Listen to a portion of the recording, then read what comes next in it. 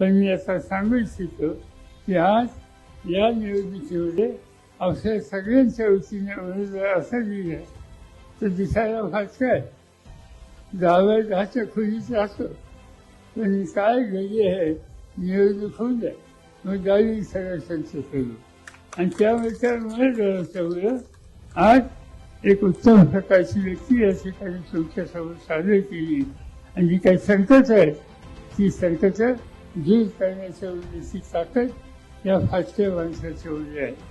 आणि म्हणून उद्याचा कापूस उत्पादकांचा प्रश्न असेल, सोयाबीन उत्पादकांचा प्रश्न असेल, तूर आणि कांदा उत्पादकांचा प्रश्न असेल, वेगवेगळ्यांचा प्रश्न असेल किंवा स्पर्धा परीक्षेमध्ये सहभागी झालेली मुलं मुली त्यांचं दुखणं असेल, या सगळ्या दुखण्याला उत्तर आज निलेश मोदी आहे.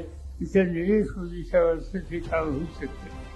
आणि म्हणून सांगितलं जातं कोणत्या भाषेत बोलणार मगाशीच मी सांगितलं तिच्या आजच्या भाषेत बोलतात, तिच्या आजच्या भाषेचे अनुवादक असतात. कानाला मशीन लावायचं.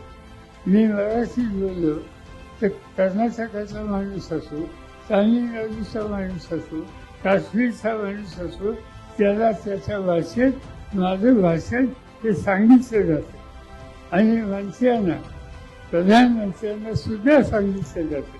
आणि त्यामुळे मी इंग्रजी बोलतो त्यामुळे फार छान राहिलो असं काही सांगायचं काही कारण नाही. ते तुमचं इंग्रजी तुम्हाला लक्षात आम्हाला इथं फाटका माणूस पण फाटक्या समाजाच्या हिताची जपणूक करणार आणि मराठीमध्ये अगदी आमच्या गावरान मराठीमध्ये बोलणारा माणूस त्या ठिकाणी हवा आणि तो आज आम्ही या ठिकाणी निलेशच्या रूपानं तुम्हाला सगळ्यांना दिला. त्यांना मोठ्या मताने विजय करा.